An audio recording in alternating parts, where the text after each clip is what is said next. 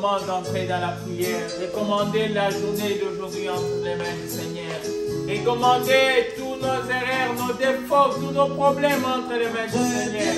Que Dieu prenne le contrôle de tout dans notre vie. Afin que le message nous diffuse et qui le Joseph, tu es prophète. Oh, notre été n'a jamais manqué.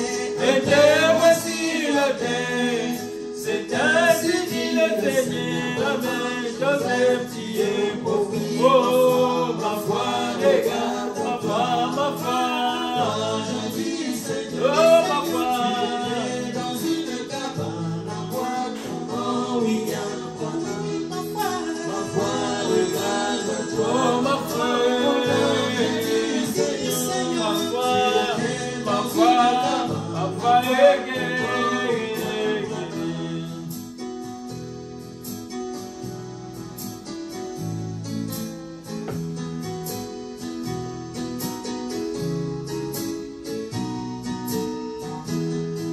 j'essaie d'élever mon fils selon la voie de Dieu. Quand je serai parti, Amen, Joseph prendra ma place. J'essaie d'élever mon fils selon la voie de Dieu. Quand je serai parti, Amen, Joseph prendra ma place. Oui, ma foi, regarde-toi. L'ange du Seigneur, tu es né dans une cabane en bois, ton nom William Bobby, ma foi, regarde-toi. L'ange du Seigneur, tu es né dans une cabane en bois, ton nom William Bobby. J'ai dit ceci avec la permission de Dieu. L'ange du Seigneur qui vient à moi n'est pas le Seigneur Jésus. J'ai dit ceci avec la permission de Dieu. L'ange du Seigneur qui vient à moi n'est pas le Seigneur Jésus. Ma foi, regarde-toi. L'ange du Seigneur, tu es né dans une cabane en bois, ton nom William Bonham. Ma foi, regarde-toi. L'ange du Seigneur, tu es né dans une cabane en bois, ton nom William Bonham. Notre foi, regarde-toi, William Bonham. Car c'est notre absolu.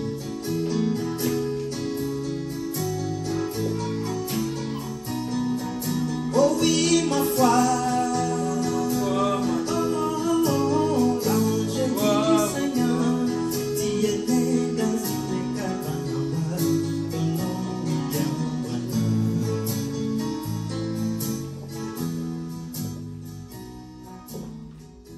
Dieu d'amour, Dieu de miséricorde, ton Saint-Nom est William Marion Branham. Nous marchons vers ci. Nous te disons merci, grand Bill, pour la miséricorde. Comme on vient de le chanter, notre foi regarde en toi. Toi, l'ange du Seigneur, tu es né dans une petite cabane. Ton nom est William Marion Branham. Nous recommandons le culte d'aujourd'hui entre tes saintes mains. Donne-nous la foi de pouvoir tenir et parler de ta parole comme nous devons le faire. Nous recommandons à toi, Seigneur de Tout-Puissant, nous n'avons pas été bons durant tout au long de la semaine. Nous avons fait des choses, Seigneur de Tout-Puissant, qui ne t'a pas plu. Mais toi, le souverain sacrificateur, qui peut être touché par nos infimités, qui peut être touché par nos défauts, vois nos erreurs, jette cela dans la mer de l'oubli, et lave-nous et purifie-nous. Nous recommandons à toi, Seigneur de Tout-Puissant. Maintenant, voici, nous voulons commencer le culte d'aujourd'hui. Notre prière est que tu sois ici, ta présence soit repérée au milieu de nous. Que tu puisses nous épargner nous du chemin, que ce ne soit pas nous en train de parler à tes enfants, mais que ce soit toi en train de parler à tes enfants de toi-même.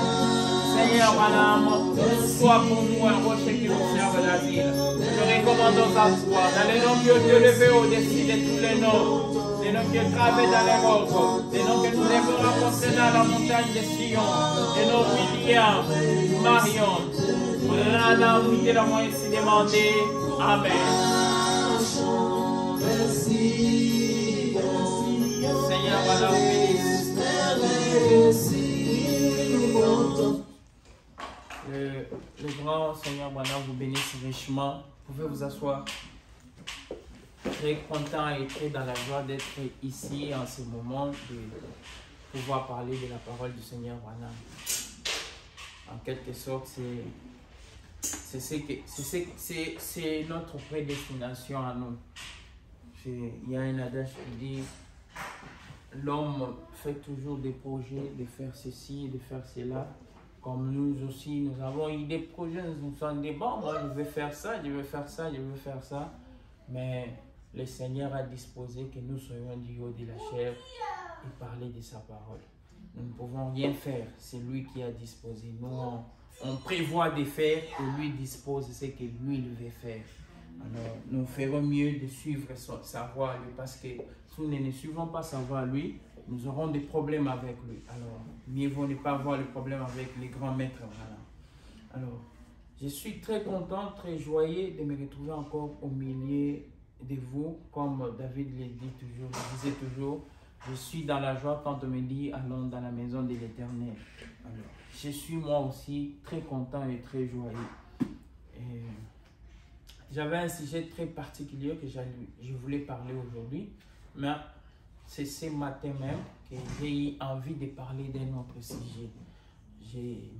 Depuis le mercredi, j'ai médité sur un autre sujet, mais c'est ce matin que je me suis senti obligé de parler sur un autre sujet. Je vais parler aujourd'hui sur le secret du salut et de la délivrance. Le secret du salut et de la délivrance. C'est ça mon sujet aujourd'hui. Le secret du salut et de la délivrance.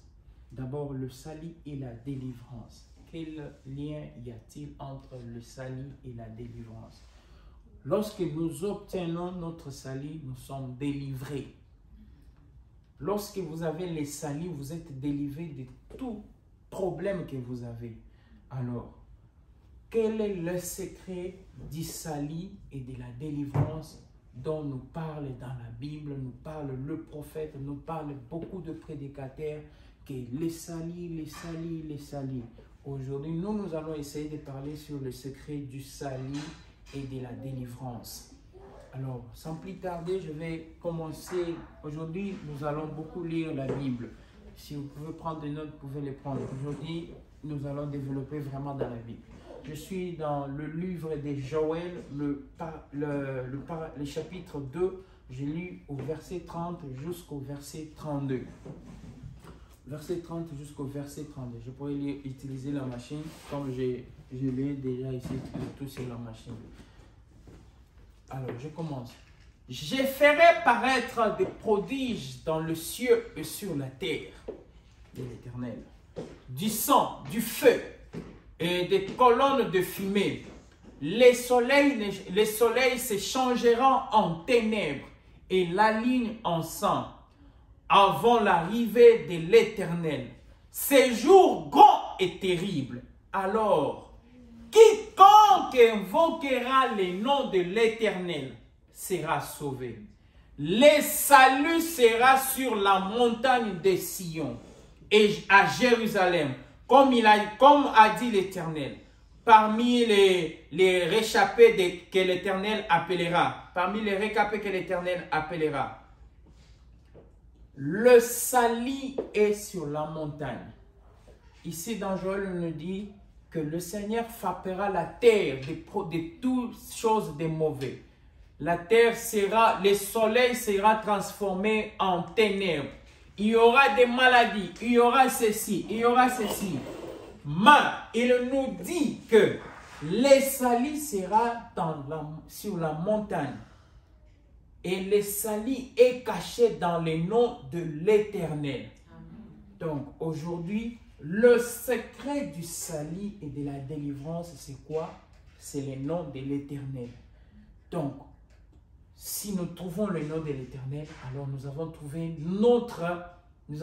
quoi? Nous avons trouvé les secrets même du salut. Je suis dans Acte 2, le paragraphe 10, le chapitre 2, le chapitre 19. Paragraphe 2, chapitre 19. Je ferai paraître des prodiges en haut dans le ciel et de miracles en bas sur la terre. Du sang, du feu, une vapeur de fumée. Le soleil se changera en ténèbres, la ligne en sang.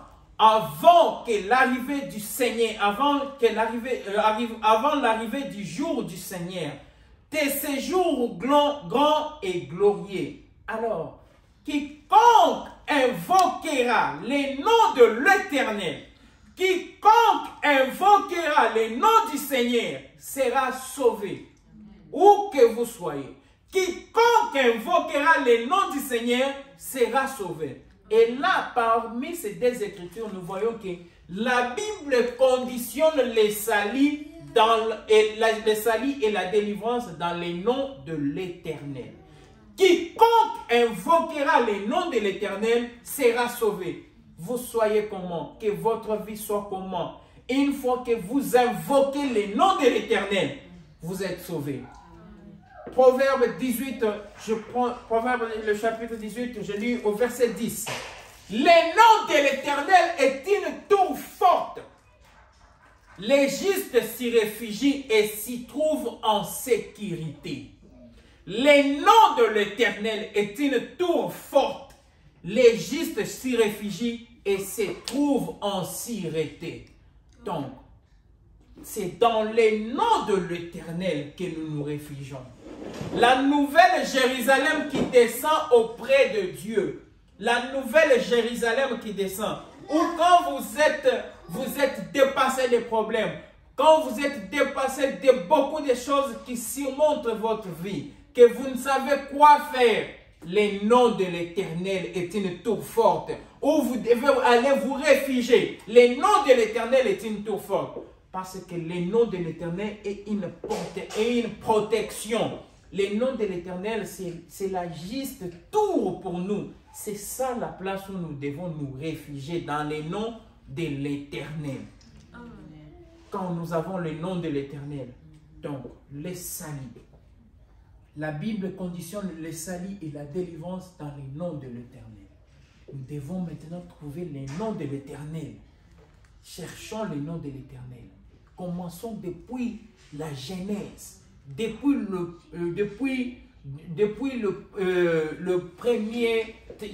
premier testament. Je suis dans Exode 3 au paragraphe 13 jusqu'à 15. Moïse dit à Dieu, j'irai donc vers les enfants d'Israël et je leur dirai, l'Éternel Dieu, le Dieu de vos pères, m'envoie vers vous. Mais s'il me demande quel est son nom, Moïse demande à Dieu, si les enfants d'Israël, quand je vais leur dire, le Dieu de vos pères m'envoie vers vous, quand ils vont me poser la question, quel est le nom de ce Dieu qui t'a envoyé, le nom des dieux de notre père là, il s'appelle comment? Dieu dit à Moïse, je suis celui qui suis. Il ajouta, c'est ainsi que tu répondras aux enfants d'Israël. Celui qui s'appelle Jésus m'a envoyé vers vous. Exode 3, 15. Dieu dit encore à Moïse, tu parleras ainsi aux enfants d'Israël.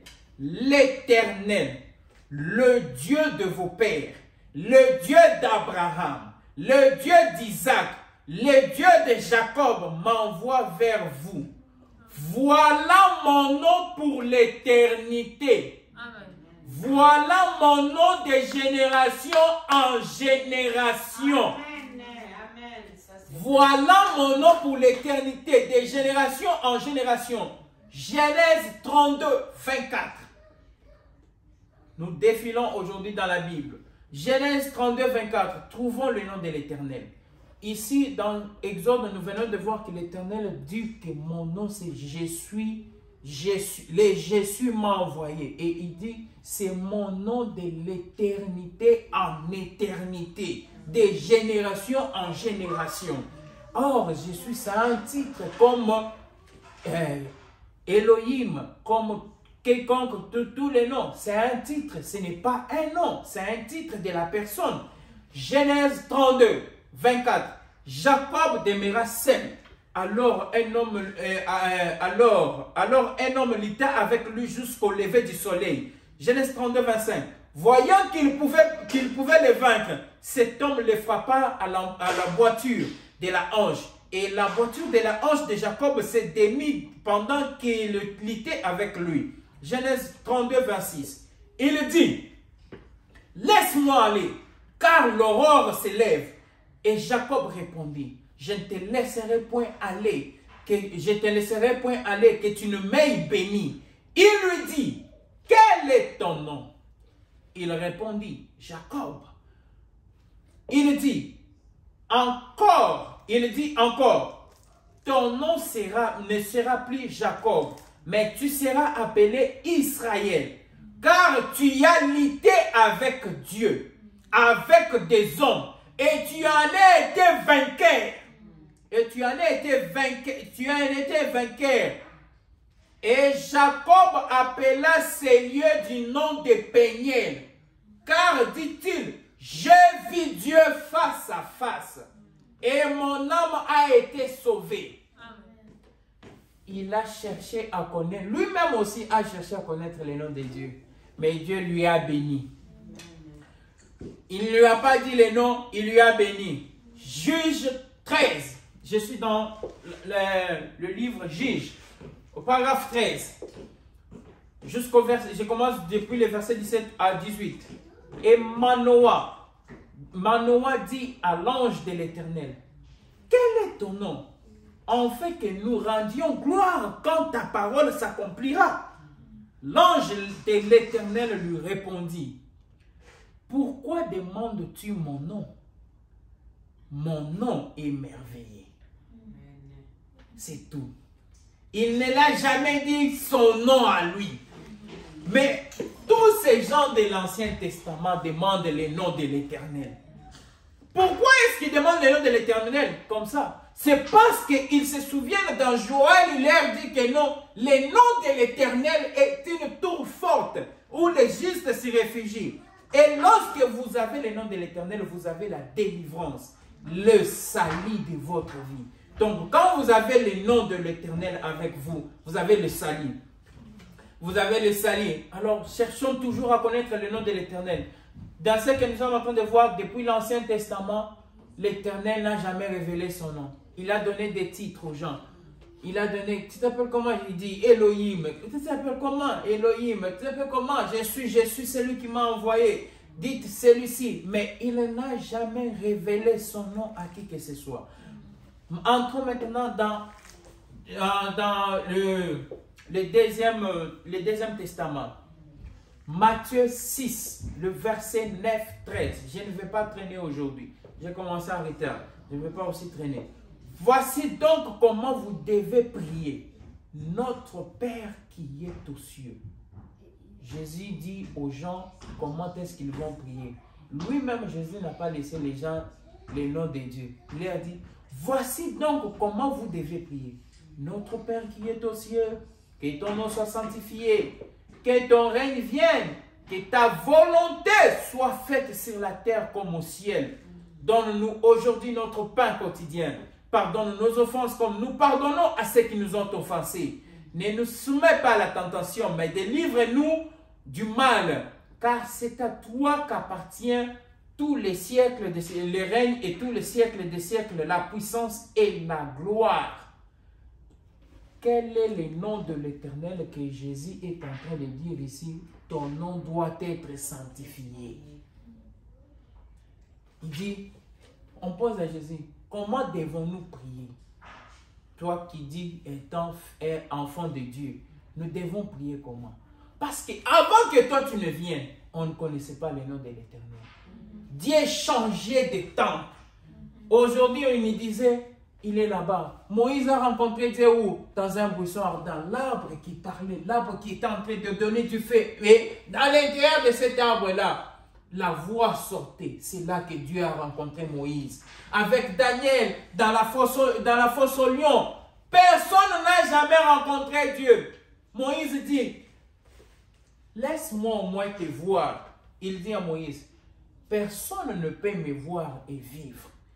Moïse demande, mais quel est ton nom? Il dit, dis à ces enfants d'Israël. Quand ils vont te poser la question, qui est le nom de ces dieux-là? C'est quoi son nom? Dis-leur, je suis m'envoyé, les dieux de vos pères, les dieux d'Abraham, les dieux d'Isaac, les dieux de Jacob m'ont envoyé. Dieu n'a jamais révélé son nom dans l'Ancien Testament. Et lorsque Jésus vient, il leur dit, vous devez prier comment?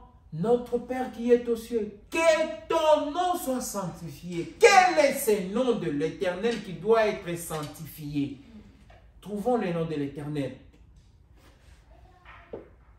Je suis dans Luc chapitre 3, verset 23. Jésus avait environ 30 ans. 30 ans lorsqu'il commença son ministère. Étant comme on le croyait fils de Jacob. Là, je vais essayer de disqualifier le nom de Jésus. Si le nom de Jésus était le nom de Dieu, alors le nom de Jésus devait figurer seulement chez lui-même. Mais ce n'est pas ce que la Bible dit ici. Dans Luc 3, au verset 23, il nous dit que dans la famille, la généalogie de Jésus-Christ, il y avait une personne du nom de Jésus qui s'appelait Jésus. Donc, ce nom Jésus ne peut pas être le nom de l'Éternel. Le nom qui a été caché ne peut pas être révélé par une personne qui portait ce nom. Non. C'est l'Éternel lui-même qui doit sortir avec son nom. Car il dit, je choisirai moi-même les lieux où vous allez adorer. Et je ferai résider mon nom à l'intérieur. Je ferai résider mon nom à l'intérieur. Et dans Luc au chapitre 3, si vous descendez, on est en train de parler de la généalogie de Jésus. Tous ceux qui sont dans la généalogie de Jésus. Ici, il dit, fils de Matthias, fils de Lévi, fils de Melchi, fils de Janaïs. C'est tellement beaucoup, je vais descendre pour arriver presque là où je suis en train de chercher. Je vais descendre pour arriver plus précisément là où je suis en train de chercher, pour ne pas prendre beaucoup du temps à ça. C'est vraiment beaucoup. Fils de Zérobabel, fils de Shelsati, fils de Néri, fils de Melchi, fils de Adi, fils de Kozam, fils de Elman, fils d'Er, fils de Jésus. Dans la généalogie de Jésus, il y a le nom Jésus. Disqualifions le nom Jésus. Mais comment est-ce que l'adoration vient se faire au nom de Jésus? Qui a donné l'ordre d'adorer au nom de Jésus? Car Jésus lui-même sur la terre nous a dit de prier au nom du Père, Fils et Saint-Esprit. Et maintenant, qui a donné l'ordre d'adorer au nom du Seigneur Jésus-Christ? Qui a donné cet ordre? Je lis. Vous pouvez voir la porte, il y a quelqu'un à la porte. Je suis dans Acte 2 au paragraphe 33, au paragraphe 3, Acte 2. Que toute la maison d'Israël sache avec certitude que Dieu a fait Seigneur et Christ, c'est Jésus que vous avez crucifié. Que toute la maison d'Israël sache avec certitude que Dieu a fait Seigneur et Christ. C'est Jésus que vous avez crucifié. Voilà la personne qui ordonne l'adoration de Jésus-Christ. C'est Pierre, le disciple de Jésus. Il dit, après la mort de Jésus, il s'assoit, il dit, non, non, non. Maintenant, c'est le temps de voir. D'après ce que Jésus-Christ a fait, d'après ce qu'il a fait, je dois témoigner. Et comment est-ce qu'il témoigne? Il dit que toute la maison d'Israël sache avec certitude que Dieu a fait Seigneur et Christ, c'est Jésus que vous avez crucifié à la croix. On pose à Pierre la question, que devons-nous faire? Il répond, répentez-vous et soyez baptisés au nom du Seigneur Jésus-Christ. La personne qui ordonne l'adoration de Jésus-Christ. Maintenant, Pierre étant disciple de Jésus-Christ. Paul aussi étant disciple de Jésus-Christ. Paul, c'est celui qui a rencontré Jésus-Christ après sa mort. Maintenant, nous allons poser la question à Paul. Pierre nous a dit que l'adoration doit se faire au nom de Jésus-Christ. L'adoration doit se faire au nom de Jésus-Christ. Prouve-nous si c'est au nom de Jésus-Christ que nous devons adorer, jour de l'éternité en éternité. Car il nous est dit, le nom de l'Éternel est une tour forte. 1 Corinthiens 15. Je lis au paragraphe 23. Mais chacun a son rang. Christ comme prémisse, puis ce qui appartient à Christ lors de son avènement. Ensuite viendra la fin, quand il remettra les royaumes à celui qui est Dieu et Père, après avoir détruit toute domination, toute autorité et toute puissance, qui doit remettre les royaumes. Paul était disciple de qui? Qui remet les royaumes? Je continue pour éclaircir ce que je suis en train de dire. Car il faut qu'il règne jusqu'à ce qu'il ait mis les derniers ennemis sous ses pieds.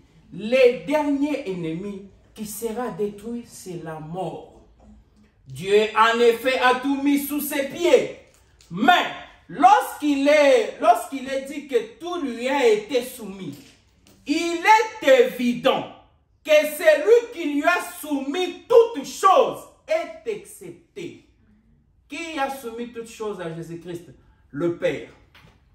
Et lorsque toutes choses lui auront été soumises, alors le Fils lui-même sera soumis à celui qui lui a soumis toutes choses, afin que Dieu soit tout en tout. Donc, le nom de Jésus, ce n'est pas le nom dans lequel nous devons adorer aujourd'hui. Donc, nous devons maintenant trouver le nom où dans Joël, il nous a dit que c'est lui qui va invoquer le nom de l'Éternel sera sauvé. Dans les derniers jours, quand il y aura ceci, quand il y aura des épidémies, quand il y aura la mort, quand il y aura ceci, c'est lui quiconque évoquera le nom de l'Éternel, où il soit, qui qu'il soit, une fois que vous invoquez le nom de l'Éternel, vous êtes sauvés.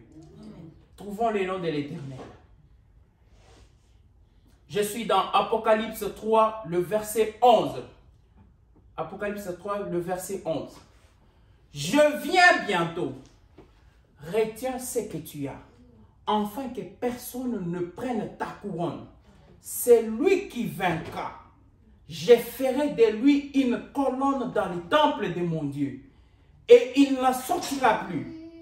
J'écrirai sur lui le nom de mon Dieu, le nom de la nouvelle Jérusalem, le nom de la ville de mon Dieu, la nouvelle Jérusalem qui descend du ciel d'auprès de Dieu, et mon nom nouveau. Et mon nom nouveau. Pierre nous a dit, Jean nous a dit que nous devons nous faire baptiser au nom de qui? De Jésus-Christ. Paul vient nous dire que nous nous baptisons au nom de Jésus-Christ. Mais un jour, la fin viendra.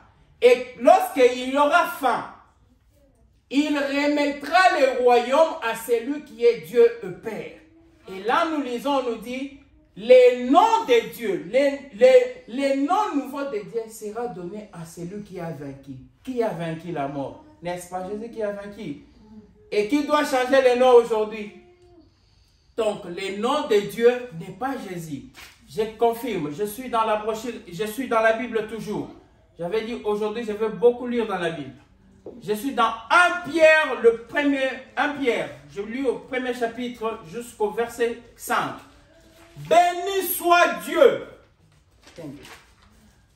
Béni soit Dieu, le Père de notre Seigneur Jésus-Christ, qui, selon sa grande miséricorde, nous a ramenés pour une espérance vivante par la résurrection de Jésus-Christ d'entre les morts, pour tout héritage qui se peut comprendre, nous soulignant et fléchis, lesquels vous êtes réservés dans le ciel. À vous qui, par la puissance du Dieu, êtes gardés par la foi pour le salut, prêts à être révélés au temps de la fin. Amen. Le salut prêt à être révélé au temps de la fin. Notre sujet, le secret du salut et de la délivrance. Pour trouver les secrets du salut et de la délivrance, vous devez connaître les noms de l'Éternel. Les saluts prêts à être révélés au temps de la fin. Qui devrait révéler les saluts au temps de la fin? Qui doit révéler les saluts? Qui doit révéler les noms de l'Éternel? Amos 3,7. Je donne les noms de celui qui doit révéler les noms du Seigneur. Amos 3,7. Car le Seigneur, l'Éternel, ne fait rien sans avoir révélé son secret à son serviteur, les prophètes. Qui révèle le nom du Seigneur aujourd'hui? Le prophète. Je continue. Alors aujourd'hui, qui est ce prophète qui doit révéler le nom de l'Éternel? Malachie 4, je suis dans Malachie 4, le verset 5 jusqu'au verset 6. Voici, je vous enverrai Élie le prophète, avant que le jour de l'Éternel arrive. Ce jour grand et redoutable, il ramènera le cœur des pères à leurs enfants et le cœur des enfants à leurs pères, de peur que je ne vienne frapper les pays interdits. Qui révèle le nom de l'Éternel? Le prophète. Quel est le prophète qui révèle le nom de l'Éternel? Malachie 4. La fois dernière, nous avons développé avec Malachie 4 pour voir que Malachie 4, c'est le prophète d'aujourd'hui. Et tout le monde aujourd'hui qui lit le message croit que William Branham est le prophète d'aujourd'hui. Et le messager. Quand on parle de Malachie 4, tout le monde récite ça, il dit, oui, William Branham est Malachie 4. Mais pourquoi vous ne pouvez pas croire ce que Malachie 4 doit faire? Pourquoi vous ne pouvez pas croire tout ça? J'entre maintenant dans le message. Je ne vais plus traîner, je dois couper maintenant. Je suis dans le prophète Élisée. Frère, Dieu n'a jamais, le paragraphe 59b, frère, Dieu n'a jamais changé. Il est exactement le même Dieu ce soir qu'il était jadis. Le Dieu d'Élie, le Dieu de Moïse, le Dieu d'Abraham, le Dieu du Seigneur Jésus. Amen. Et ici juste avec nous, Amen. sous forme du Saint-Esprit. Amen. Dieu n'a jamais changé. Les dieux d'Élie, les dieux du Seigneur Jésus. C'est là où vous comprenez lorsque Jean vient devant les gens pour dire que toute la maison d'Israël sait avec certitude que Dieu a fait Seigneur et Christ. C'est Jésus que vous avez crucifié. Et lorsqu'on lui pose la question, que devons-nous faire? Il dit, répentez-vous et soyez baptisés au nom du Seigneur Jésus-Christ. C'est que Jésus n'avait pas dit. Jésus n'a jamais dit, soyez baptisés à mon nom. Jésus n'a jamais laissé ça. Jésus a laissé une seule prière. Il a dit, quand on lui a posé la question, nous devons prier comment? Il dit, vous devez prier comme ceci. Notre Père qui est aux cieux, que ton nom soit sanctifié, que ton règne vienne, que ta volonté soit faite sur la terre comme tu es au ciel. C'est ça la prière de Jésus. Jésus n'a jamais dit, vous devez prier au nom de Jésus, à mon nom, à moi. Il n'a jamais dit ça. Maintenant, trouvons le nom de l'Éternel pour clore avec les débats. L'âge de l'église d'Éphèse, le paragraphe 69. L'âge de l'église de Philadelphie fut l'âge de l'amour fraternel, l'âge de la grande commission, le glorieux âge missionnaire, l'âge de la porte ouverte, et leur récompense était d'être une colonne dans le temple de Dieu. La révélation du nom de Dieu devait se faire au cours de cet âge, lorsque celui-ci arrivait à la fin, environ en 1906. Amen. Frère Branham donne même la précision pour dire que non, les noms de l'Éternel doivent être révélés environ en 1906. Amen. Descendons, se tenir dans la brèche. Je donne maintenant le nom de l'Éternel. Vous savez, lorsque l'Éternel a appelé Moïse, là en Égypte, il dit, comme Pharaon ne veut pas libérer les enfants d'Israël, mais mes enfants, dis à tous les enfants d'Israël de prendre l'agneau, d'égorger l'agneau, de prendre le sang, de mettre sur les linteaux de la porte. et de manger la viande au milieu de la nuit. William Branham vient interpréter cela. Il dit, les enfants d'Israël n'ont pas pris le sang et puis ils ont mis à la porte simplement comme ça. Non. Ils ont écrit un nom. Dieu avait dit à Moïse un nom qui était les signes. Les signes qui devaient leur arrêter devant toutes choses. Les signes où quand l'ange de la mort était en train de passer pour entrer et tuer chaque premier-né de toute famille. Quel est le signe qu'il devait trouver? Un nom écrit. William Branham dit, les noms qui étaient écrits aux portes des enfants d'Israël, c'était les noms Moïse. Moïse était le signe pour les enfants d'Israël. De même, Jésus-Christ était le signe pour les Juifs. Et quel est le signe pour nous aujourd'hui? Moïse était le signe juste pour un temps. Jésus, on a confirmé ici, c'est juste pour un temps. Il commence son ministère. Et on a confirmé ici, la fin viendra quand il doit remettre le royaume à celui qui est Dieu Père. Et lorsqu'il remet le royaume à celui qui est Dieu Père, là, l'éternel Dieu lui-même sera le tout en tout.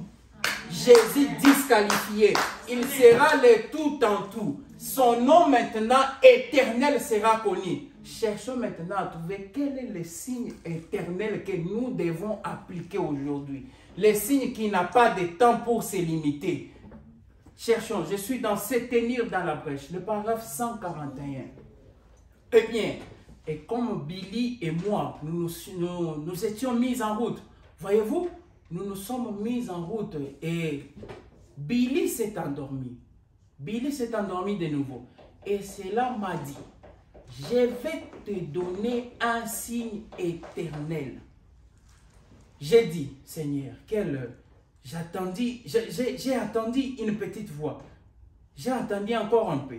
Et rien n'est arrivé. J'ai dit, quel est ce signe éternel? Puis j'ai attendu quelques minutes. Et juste en ce moment-là, j'ai jeté un coup d'œil pour voir Billy. Il dormait. Il dormait profondément. Et il a dit encore, je vais te donner un signe éternel. Il a dit, regarde à l'ouest, l'endroit où tu te trouves. J'ai tourné ma tête comme ceci, dans ma camionnette pour regarder. J'ai ralenti un peu avec la voiture. J'ai ralenti un peu avec la voiture pour voir cela. Oh là là, l'Esprit du Seigneur m'avait presque tenu. J'ai eu envie de crier, de hurler. J'ai regardé. Je n'ai vu qu'une montagne avec des sommets blancs dessus. J'ai dit, je ne sais pas. Je ne vois aucun signe éternel là-dedans. Il a dit, l'ange du Seigneur, il a dit, ton nom est écrit partout là. Ton nom est écrit partout là. Il dit, ton nom est écrit partout là. Branham étant un simple prophète, de quelle manière ton nom devient signe éternel? En dehors d'être signe éternel, ton nom est gravé sur une montagne. Ça se dit comment? Ça peut être que l'Éternel lui-même, parce qu'on dit, il nous a dit ici que quand il remettra tout entre les mains de celui qui est Dieu et Père, il sera alors le tout en tout. Comme aujourd'hui nous avons découvert les noms de l'Éternel, les signes éternels, qui est William Marion Branham. L'ange du Seigneur lui dit, ton nom est écrit là-dedans. Ton nom est inscrit là. Les signes éternels. Donc, les secrets du salut, c'est Branham. Les secrets de la délivrance, c'est Branham. Les secrets de tous vos problèmes. De quoi? Chaque problème que vous avez. Les secrets, c'est qui? C'est Branham. Amen. Tournez simplement la tête et dites, les signes éternels, c'est Branham. Amen. C'est tout, le problème est fini. Le problème est fini. Quand vous vous sentez même à un niveau où vous dites, ah, j'en ai marre de la vie, je ne peux plus continuer. Dites simplement, même si je n'ai plus envie de continuer, les signes éternels, c'est Branham. Amen. Et si les signes éternels, c'est Branham, Moi, je l'ai écrit. Je l'ai quoi? Je me suis identifié en ça. Je ne peux rien craindre. J'ai les signes éternels. Les enfants d'Israël avaient un signe pour un temps. Ils n'ont jamais eu peur de Pharaon. Lorsqu'ils se sont retrouvés devant le fleuve, et devant je pense, la mer Rouge. Lorsqu'ils se sont retrouvés devant la mer Rouge, et qu'ils ont commencé à trembler pour dire, ils ont dit à Moïse, pourquoi tu nous as amenés ici? Tu devais nous laisser rester simplement là-bas. Voilà, Pharaon va nous tuer et personne ne va nous trouver. Nos os seront ici, enterrés ici dans l'eau. Moïse leur dit. Pourquoi Moïse leur a parlé comme ça? Il était sûr, parce qu'il était leur signe pour eux. Il leur a dit, ces Égyptiens que vous voyez, vous ne les verrez plus jamais dans votre vie. C'est ce que vous devez dire. Ces problèmes que vous voyez, ces manques de choses qui vous arrivent, ces problèmes qui vous dérangent, telles choses qui vous dérangent, je ne les verrai plus. Parce que j'ai les signes éternels. Branham m'a donné les signes éternels. Amen. Alors, c'est la seule chose que vous pouvez faire. Pour aujourd'hui, que le Seigneur William Marion Branham, notre signe, puisse vous bénir. Tenons-nous debout, nous allons prier. Remercier l'Éternel pour le culte d'aujourd'hui. Entrons tous dans la prière.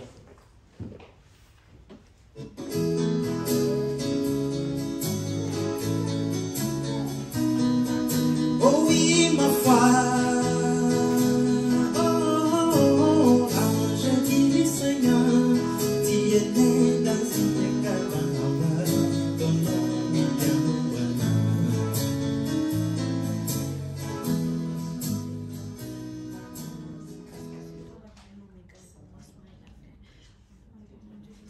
Cantique numéro 60, nous marchons vers 6.